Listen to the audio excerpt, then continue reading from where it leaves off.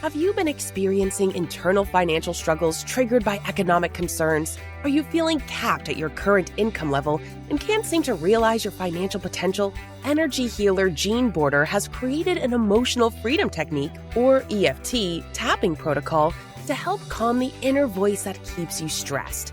Claim your free copy at jeanborder.com/vow and say goodbye to those financial blockages.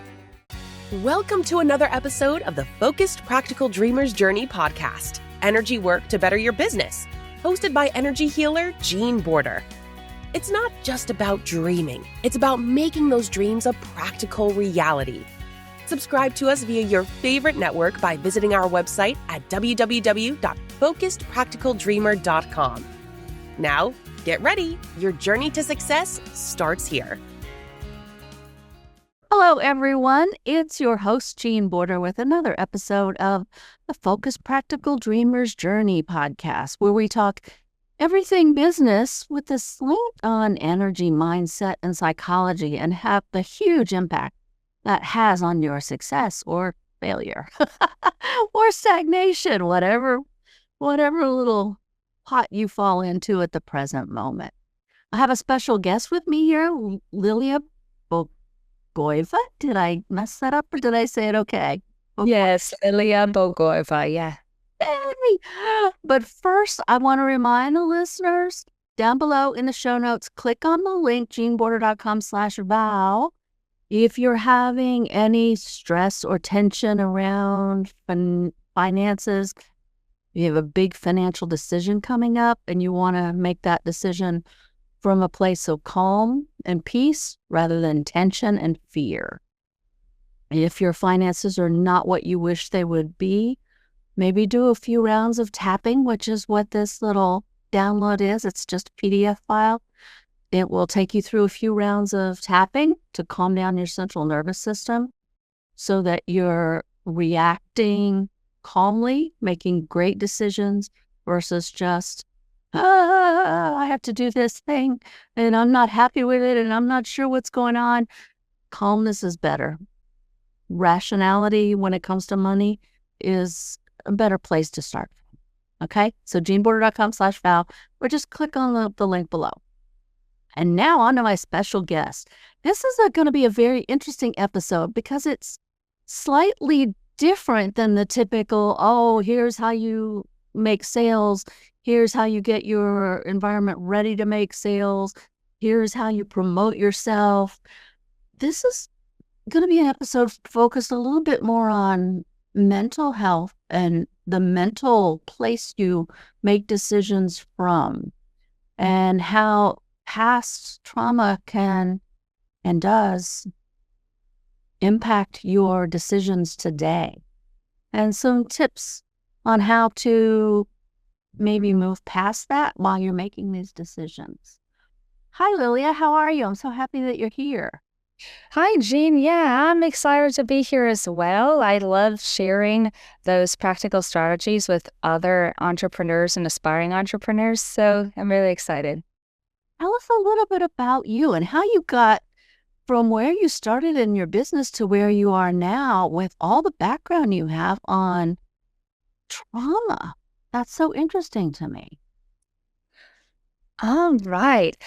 Yeah, so I do have a really versatile background. I've been all over the place in some ways, but at the same time, I've also been very focused on one particular direction. So my whole purpose right now is to show people the power of creative arts to help you align mind, body, and soul and make those better decisions for your business and life. So my specialty now is in helping people identify mental blocks that could be caused by past trauma and using different creative art modalities to help first identify them. It's what I call the inner demons. Anything that's like a pervasive struggle that you're having inside of your mind that radiates outward and affects other aspects of your life negatively. So we identify them, we create battle plan to go and crush them. We also create an idea of what freedom looks like for you. So my slogan is crush your demons, live in freedom.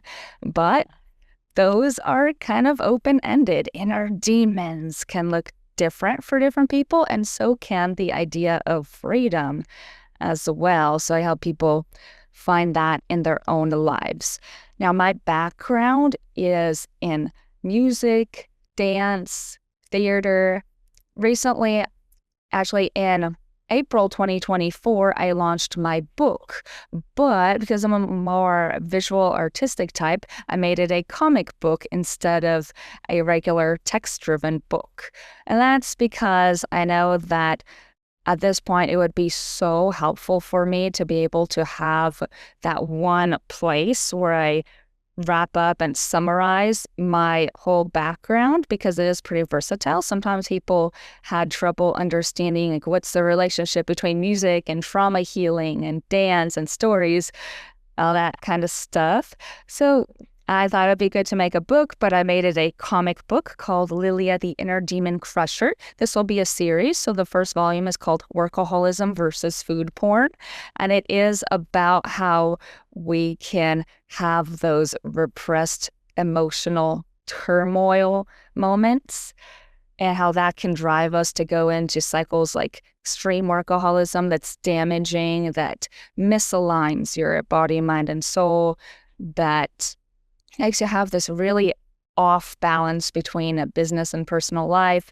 The food porn here represents the idea of sweet escapes, things we try to do to escape from the turmoil. And then ultimately, it's about finding freedom from all of that, which is a good balance. So that's what I have been up to lately. And of course, I also offer personal coaching in those areas. It would be anytime either you or your child or anyone you know is struggling to find that good mind, body, soul connection and work-life balance in their lives. And especially people for whom traditional talk therapy doesn't fully resonate or is not quite enough. My coaching style is best for people who like a more active, hands-on approach to healing. And basically, I call it the less talk and more action approach. That's cool. Like what kind of action? Yeah, like for example, one of my newest clients that I signed on recently is a teenage boy. Now, his mother got in touch with me because he is really into music, especially rock music. And he's struggling with ADHD and emotional dysregulation, some emotional wounds as well. And she tried putting him into therapy, and he's still in therapy, but it's just not clicking with him enough. He feels like he's not fully seen and understood because most therapists don't understand hard rock and metal music that much and how you can actually use that music to help express yourself and improve your mental wellness as a whole. So yeah, she reached out to me for that reason because she loved my background. I'm a professional musician still to this day.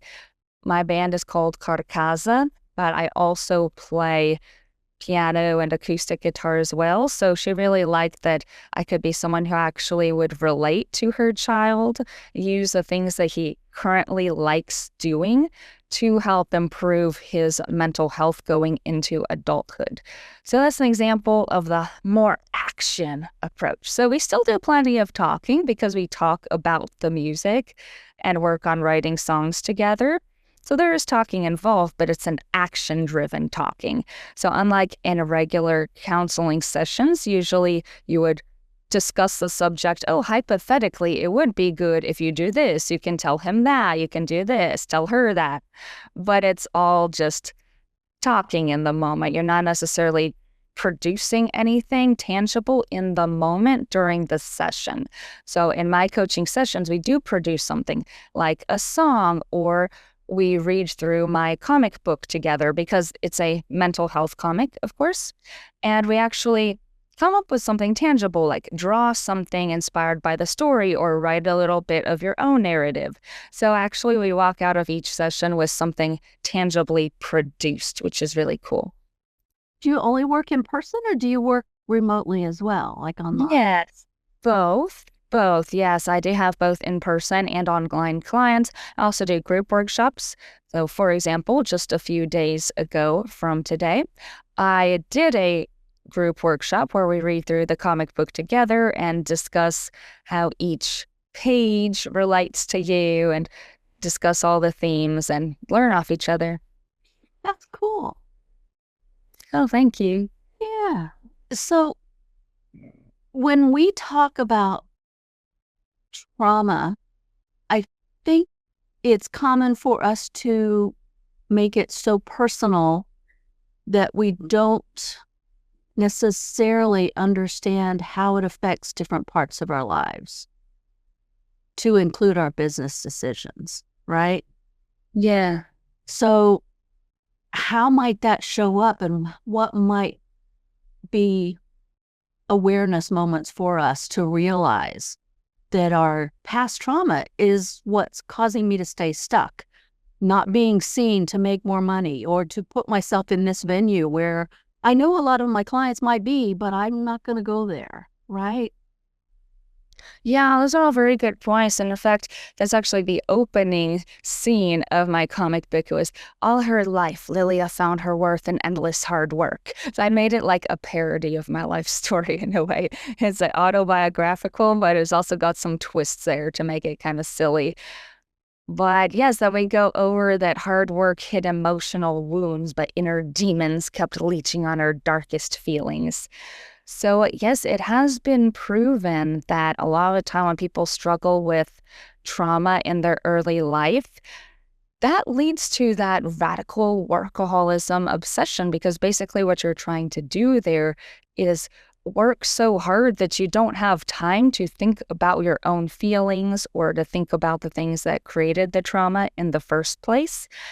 And then the trouble is that that often does work pretty well for a while. It tends to work on and off, because what happens when there's so much inner turmoil that you keep wanting to just like work, work, work to distract yourself from it? Well, eventually the work itself will become the new turmoil, because that's where you get that extreme exhaustion, that stress, the fact that stress can affect all elements of your physical health too. Like, I know in times when I've been down that path, so emotionally hurt that I was just trying to work to not think about it, I would have these problems. Like, I couldn't digest my food well. I could definitely not sleep well. When I did, all the dreams were about death and other unhappy stuff like that. So, like, doesn't that defeat the purpose of sleeping in a way when you're not even resting and you're not rejuvenated? And everything from, like, my head was always hurting and I was always extremely exhausted, and then relying on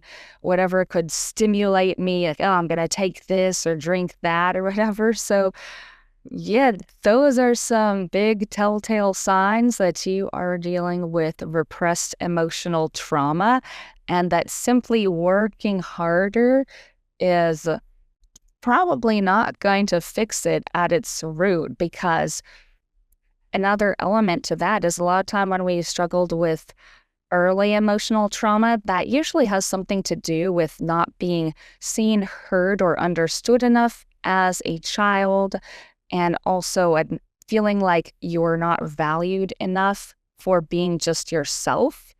A lot of the time we feel like we're only valued for certain accomplishments that we make. And if we don't make those specific tangible accomplishments, we have no worth. So that's the mind space that I was in during my early 20s especially. And I feel like it's common for people at that age to be in that mindset, but of course could affect anyone at any age. I mean, I know people well into their middle age or senior years who still struggle with not feeling worthy unless they make certain tangible accomplishments and just getting all that validation externally.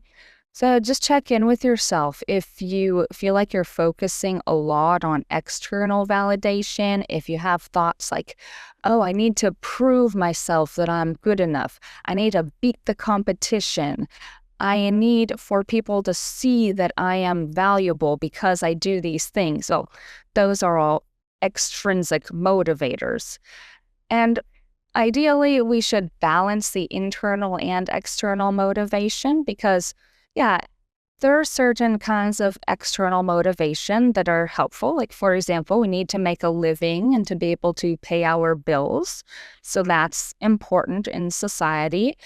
But of course, there is a border where it can go over the top on that, like all external.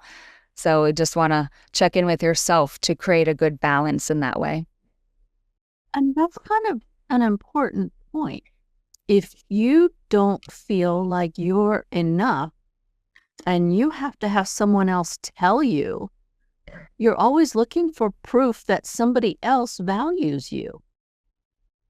And it's, how do you decide whose respect will give you inner peace? Oh, if this person thinks I'm okay, then really I am okay. And then you get it from that person, and then, well, this person doesn't think I'm okay, right? So that inner demon, right? The voice inside our head that spins us around and around and around because we're not comfortable inside. Yes, and you know what is so shocking about that is that we can even make our own realities based on our perception. So, for example, there might be a certain kind of buzzword that you're looking for that indicates that someone respects you and what you do. But a person might show their respect a little bit differently. They might not say exactly what you wanted them to say. They might phrase it differently, or some people are simply not that adept at expressing their specific thoughts and feelings in words. So some people might express their gratitude more in terms of just gestures like wide eyes and clapping and more nonverbal cues. And then what is tricky about that is that if you already have a negative self-perception, then you'll read that as being negative. Like, for example, I'm still a professional musician and a public speaker as well. So my band, Karkaza, is a rock band. We play heavy metal. So we kind of expect the audience to be very energetic, I suppose, and moving around a lot. But sometimes they don't move around and jump as much as we expected. Sometimes they just stand there and they're looking at us. They're kind of bobbing their heads a little bit, but they're not going so energetic. And we're like, oh, does that mean that they're not enjoying the performance? Does that mean they think we're boring? Not necessarily. It's just not everyone is the jump around type. Maybe they're a little bit tired that day. Maybe they're the type of person who prefers to listen intently and pay attention to every note you're playing rather than jump around and be physically active. Or on the flip side, when I do my speaking engagements, sometimes it's nice if I hear commentaries like, wow, your speech really inspired me, that motivated me. Now, because of your speech, I feel more empowered to find my inner demons and overcome them. But those kinds of commentaries are very specific, and an audience member might not articulate it in that specific kind of way. In fact, some audience members would be too shy to even say anything directly to the speaker at the end. So what if I end up with an audience where most people are pretty shy and nobody ends up talking to me at the end of it and giving me their feedback? Well, let's say if you have a negative self-perception, like let's say if you're going into that speech and just feeling like, wow, I'm really nervous about this. I don't think I'm going to connect with the audience and I don't think I'm a good speaker. They're not going to resonate. Well, then you're going to read their lack of specific feedback to you as like, wow, I was right about that. I really am a crappy speaker and nobody likes my message and I did a bad job. Whereas if you have an optimistic outlook, you might look at it more like, wow, they were so engaged with my speech that now they probably want time to think about it on their own and process it mentally.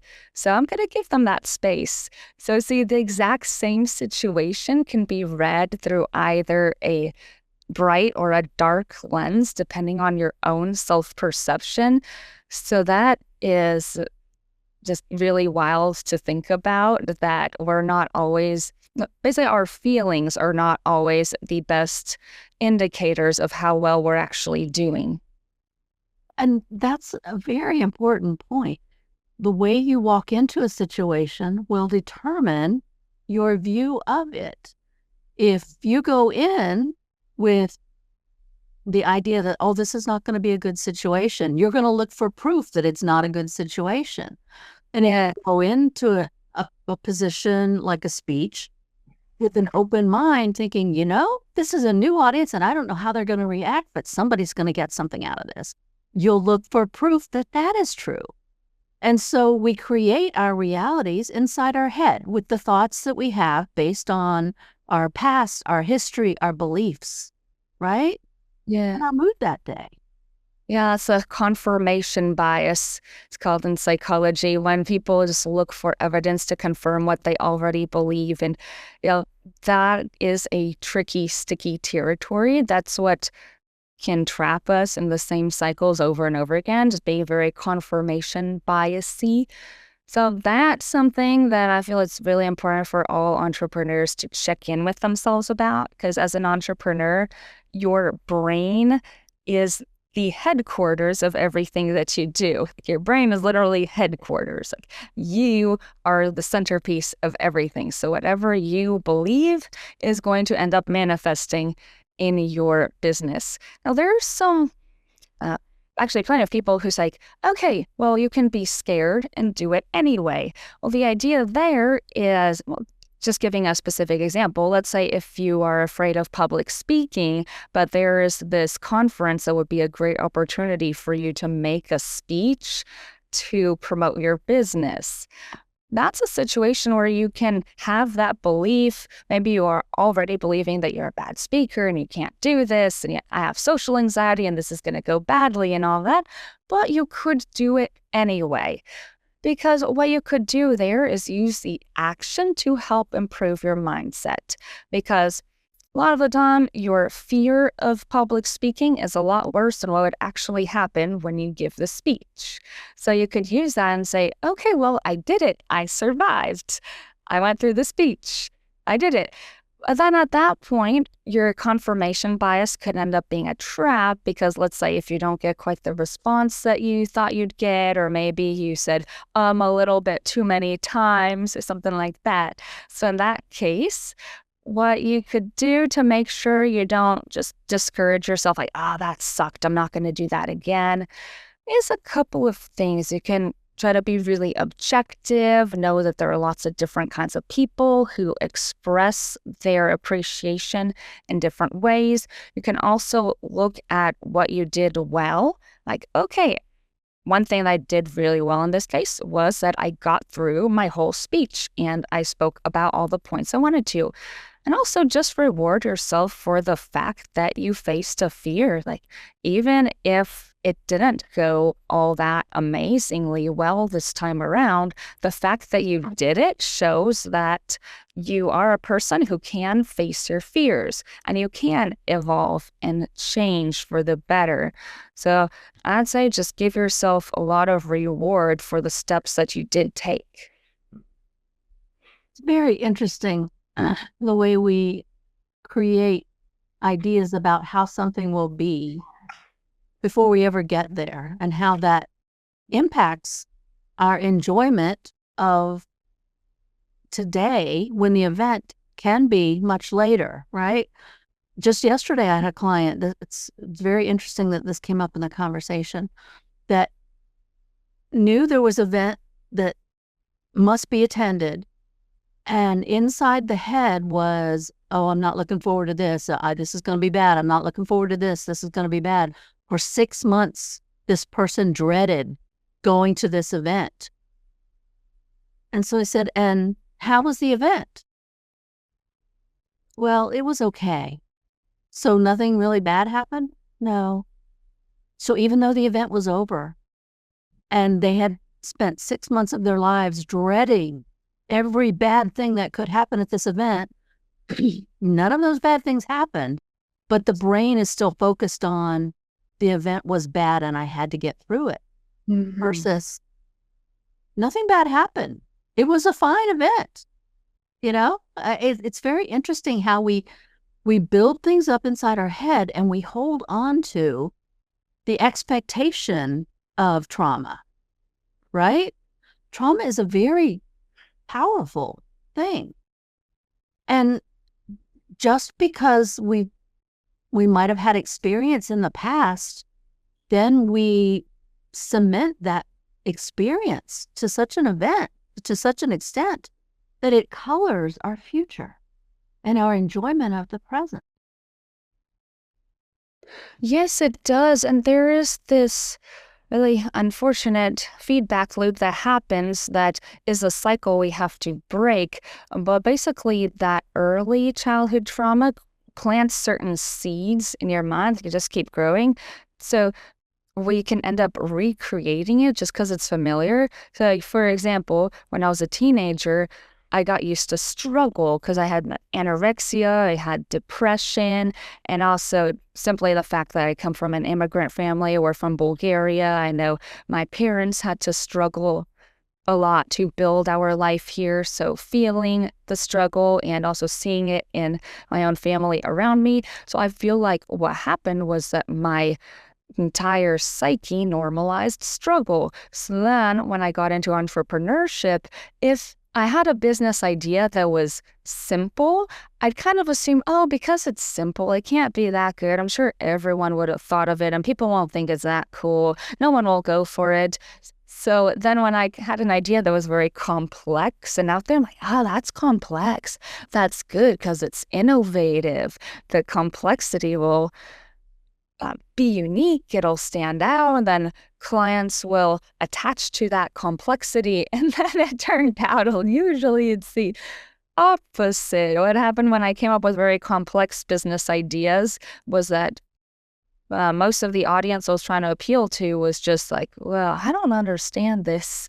And I feel like I had to catch myself in that kind of moment. I was like, Lilia, did you literally just create something because it's complicated and because you're gonna struggle with it?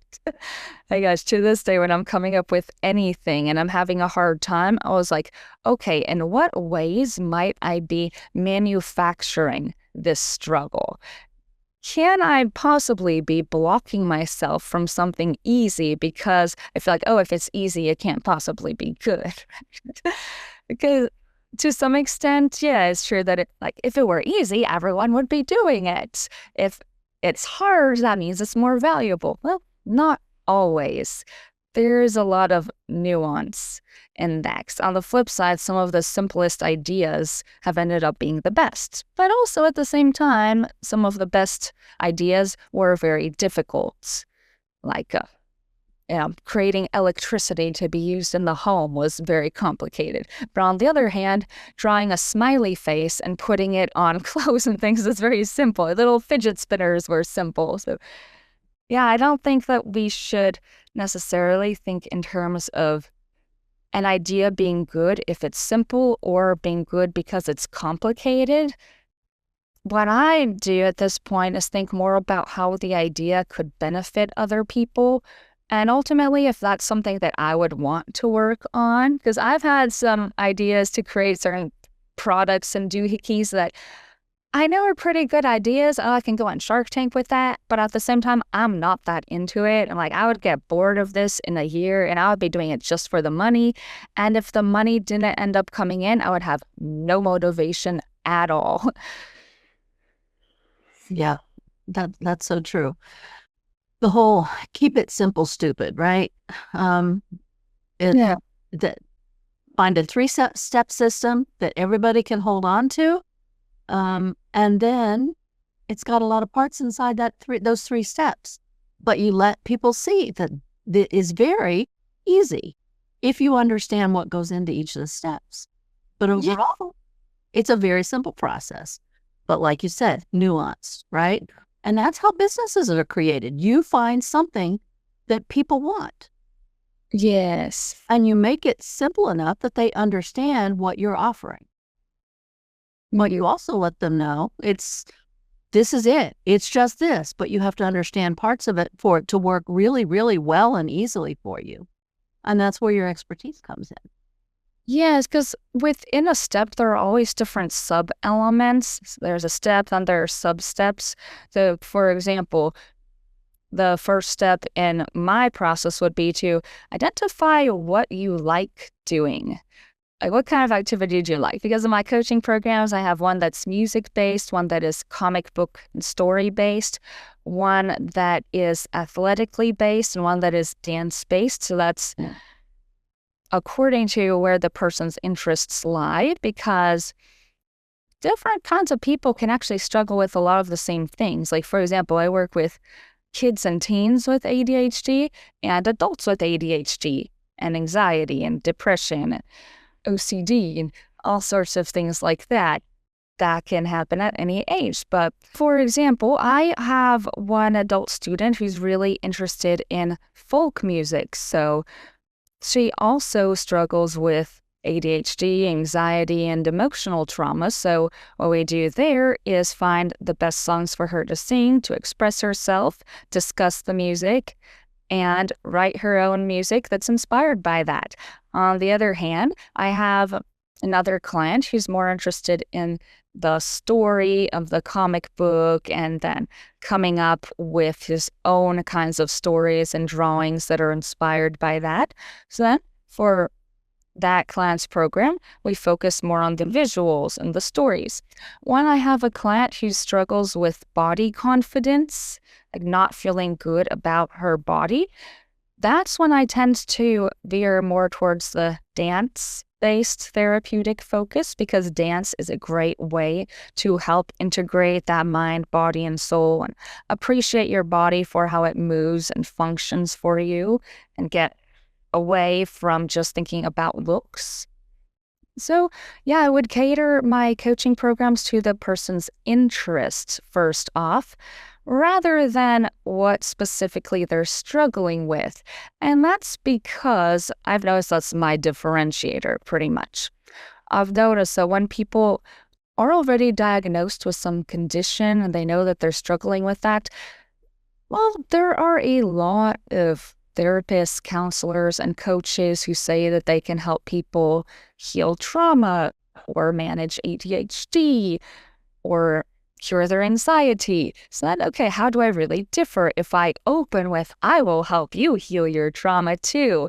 How am I any different from all the other thousands who also say, I'll help you heal your trauma, right? So where I differ is in the activity-based approach and the fact that some people are not so comfortable with right out the gate telling a new practitioner all their deepest struggles, and they want them more kind of gradually ease into that part of it. So I found that it's really helpful for people to be able to start with the positive, basically. We start with, what do you like doing? What do you want to do more of? How do you like to express yourself? We're actually starting on a positive note there rather than starting with, oh, what's your struggle? What do you hate? And why do you feel like life is a worthless pile of crap? So, yeah, that's why I approach it more through an activity perspective. Yeah, and the bit with the talk therapy a lot of times is you're recreating the trauma. Yeah, noticed that too. Yeah, and as you recreate it, you create that emotional distress. And so now the person is reliving it. I'm like, the frustration is so much when there's so many energy techniques and recovery, I'll call it recovery techniques, where you don't relive the stuff. You just let it go, right? Yeah. You take the charge off of whatever is recreating that tension in the body, so that, yes, it happened in the past. We don't change that. We just change your body's reaction to it. Yeah, exactly. And I feel like because I come from a background of practicing skills to perform. I'm very conscientious of how we practice things generally in life. So, for example, if you have a childhood trauma and then you have a lot of talk therapy sessions where you talk about how this trauma was painful and damaging, I feel like you're in a way practicing being hurt by your memories of the trauma. Because I had that happen in my own therapy sessions where I talk about something I'm struggling with, and then the whole session, it's like, on one hand, okay, I think it's good that I talked about it, but at the same time, now I feel even more disturbed because I feel like I just practiced having that negative mindset. I was practicing telling the person why I'm feeling bad, why this is negative. And yeah, maybe we came up with some hypothetical ideas to maybe be solutions, but overall, what I actually practiced doing there was talking about very dark, negative elements of my mindset. Whereas when I have actually put that energy into a creative work, I go through this arc where I'm like, okay, I have an idea, I feel good. Then I start working on it. Then all this stuff comes back. Oh, I'm not good enough. Oh, it has to be complicated. Oh, but now I'm in pain and now this is hard. And now why is it sucking so bad? So that's part of the loop. Then I go through this other part of the loop where I'm like, wait, hey, maybe I'm making this harder than it has to be. Often I go through a time where I'm just like, I'm just going to purge all this stuff. And I'm just like, if I feel like crying like a dork, I'm going to cry like a dork. Who cares? No one's even watching. I'm just going to purge this negative energy out of myself so that way I can be like, okay, that was done. Now I can move on from this. So yeah, then moving on, see how I can simplify, kind of catch myself if I'm making something too difficult or if my motivation is too much about like proving I can do something when it's not necessary, that I do all that. Then I go through another part of the loop where I'm like, okay, now I am getting somewhere. Now I'm accomplishing the core of what I wanted to with this project, and I'm doing it in a way that's working for me. And I feel like this will resonate with other people too. And, I have my clients walk through a very similar loop because there is going to be some struggle when you're doing something new. Like, for example, if we're in a therapeutic music session and you're trying to learn how to play and sing a song that's meaningful to you, well, there are some technical elements of it, like hitting the right notes, that can be frustrating. But we just go through that loop together. I support them in offering effective practice tips and in the moment about how you can clear your mind and calm down your body while you're actually practicing something. So I go through a lot of the posture work, like how to create a good posture of confidence without being tight and tense. Because I've seen that transformation like right before my eyes. I have my client, they're in a position physically and mentally where they're discouraged. I'm like, take a deep breath through your belly, roll up your spine one vertebrae at a time. Feel like there's a string pulling your head up to the ceiling. At the same time, relax your shoulders, relax your back muscles. Take a breath through your diaphragm. Feel the air flowing up and out your throat. And I get both calmed down and energized by that posture and breathing exercise. Like, that's where you want to be creatively, a calm energy. I really like that exercise. It's so easy. It's so quick. People can do it anywhere and not look silly. No one will have a clue what you're doing. But it has the power to calm you down very quickly. Yes, I found that breathing through your diaphragm and also breathing with an open throat helps. Now, technically, even when you're, quote, breathing through your diaphragm, you always take the breath a little bit through your chest and back as well. It's really that we're going for a balance. But the reason that I often give the cue of breathe through your belly is because in society, people tend to breathe too much through just their chest, which creates a lot of tension that'll even tighten up your throat. So let's say if you're going to say something that's difficult, like making a public speech when you're nervous, if you breathe through your chest, you physically tighten your vocal folds. That makes it even harder to express yourself verbally. It adds to your stress. So just to compensate for the tendency to breathe too much through the chest. I tend to tell people to breathe through their diaphragm or belly breathing, but technically that's more like a balance between belly, chest, and back breathing. I found when you also let your throat open up, like feel the air moving out your throat and out your mouth, that does a lot to help increase your confidence in speaking, because that gives you a good, relaxed, balanced speaking voice and helps your vocal folds physically relax while you're moving your voice through them. And that helps ease a lot of tensions around both speaking and singing, I've found.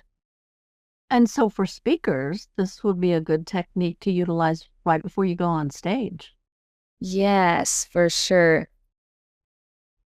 Also, during your speech as well. So sometimes when we get nervous, we might rush and physically tense up through the throat and chest muscles. So just check in with yourself. Develop a lot of mind-body awareness. Notice when you're moving extra fast, you're being extra tense. Notice that, and you can take that breath in through your belly. Align your vertebrae. Let your breath go out your throat and out your mouth. Imagine that your throat is like a wind tunnel. You're letting your breath just exit naturally. Every time I do that, I just feel so serene, yet not calm in a lethargic kind of way, more calm in a focused kind of energy. I am going to throw this out there because I've found this to be true even for me, because I used to sing a lot. But if there were periods of time where I hadn't been as consistent in my singing, sometimes when you start taking those deep breaths and you're not used to it, you can get lightheaded. And you know you're doing it correctly. Yes, there is a kind of like endurance training around that. Yeah, when I first started singing as well, I noticed that when I was doing something that required a lot of breath support, I would get kind of dizzy. I'm like, I feel like I'm drunk right now. So it's funny. So yeah, the lightheaded feeling could also be calming, because let's say if you're really nervous about a situation, feeling a little bit lightheaded can help to kind of take you away from the tension you're feeling in the atmosphere for a moment. Of course, you don't want to overdo it. Don't get so lightheaded you run into a wall, but a little bit like, okay, take myself out of the space that I feel is tense around me. Can I get back into my own body? And then from there, reintroduce yourself to the environment. Yeah, that's pretty funny. You don't want to fall over because you're so lightheaded. But it is, if you're just listening right now, try it. Do a few really deep breaths and do it for like maybe 30 seconds and see if you start to get lightheaded, because maybe that's an indication that you're doing more shallow breathing than full breathing. And if you're breathing more shallowly, you're not oxygenating your cells the way you could. So you're not necessarily supporting your physical body, giving it what it really needs, which is the oxygen in the cells, which allows you to move and to think well and to process well and to keep your stress level down. Yes, breath is the centerpiece of everything that we do. We could only survive 3 minutes without breathing. That just shows you how important it is.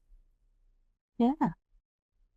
So you have some resources for our listeners, yes, that you can talk about? Yes, I do. So I have a website, first off, liliademoncrusher.com. And on that website, you'll see that my mission is up there, making mental health fun and empowering through creative arts. And when you scroll down through the homepage, it'll give you options to learn more about personal coaching, booking speaking engagements, because I am available to speak in online events as well. In fact, I'm going to speak in an online event just tomorrow as of the date that this is being recorded. There's that. I could get personal coaching, order copies of the comics, look at my online store. I do have an online course that is like a walkthrough of the comic book, Lilia the Inner Demon Crusher, Workaholism versus Food Porn. Basically, I just walk through every page of it and discuss how that relates to the trauma healing journey and give you some more insights about how you can help yourself along that way. And on my website, it'll also prompt you if you would like to sign up for my emailing list. There is a demo of the comic book that you'll get for free. And I'll even link that below this podcast as well. So you can simply click the link below and it'll take you right to that. All you do is just enter your name and email address and it'll give you a free demo of that comic book. It's about the first 30% of the story.